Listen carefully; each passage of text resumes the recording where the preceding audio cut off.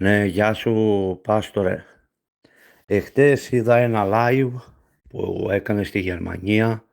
Εγώ σε βλέπω κάθε μέρα και την Πέμπτη όταν έχεις live στην τηλεόραση πάντα σε βλέπω. Και όταν σε βλέπω πάντα ο Θεός έρχεται και δουλεύει με μένα. Και χτες έκανε ένα live μία γυναίκα από εκεί που έκανες εσύ που μίλαγες. Και εγώ πάτησα και μπήκα μέσα στο live. Και λέω γυναίκα μου, γιατί εμείς σας παρακολουθάμε κάθε Πέμπτη, κοιτάμε το Facebook, τα πάντα. Να είσαι καλά εσύ και η γυναίκα σου, τα παιδιά σου, ο Θεός πολύ δουλεύει με σένα.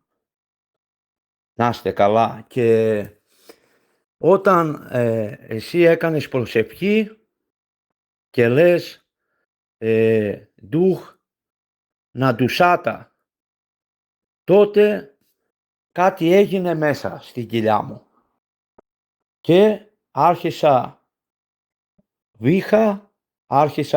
να είμαι κάσλα ή μετά ξέρασα την πρώτη φορά, μετά πάλι 2 φορές και όταν το ξέρασα αυτό εδώ στο λαρύγγι λες και έβγαινε φωτιά και νομίζω πως είμαι καμένος μέσα.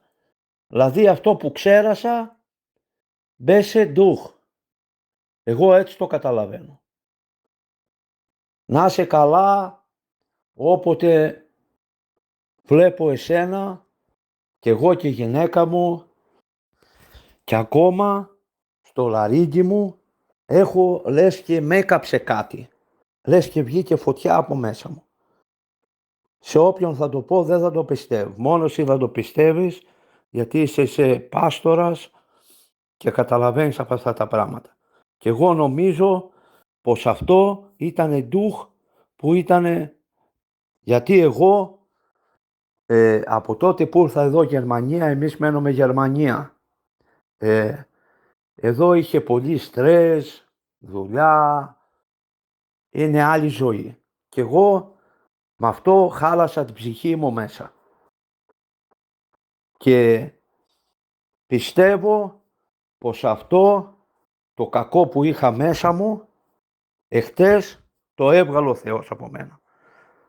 Δηλαδή την ψυχή μου να καταλαβαίνω πιο καθαρή τώρα, πιο ελαφριά. Αυτό δηλαδή που ξέρασα, εγώ και άλλες φορές είχα ξεράσει. Αλλά τώρα εγώ ξέρασα και εδώ νομίζω πως με έκαψε κάτι και η φωνή μου έχει αλλάξει από τότε. Και εγώ πιστεύω πως ο Θεός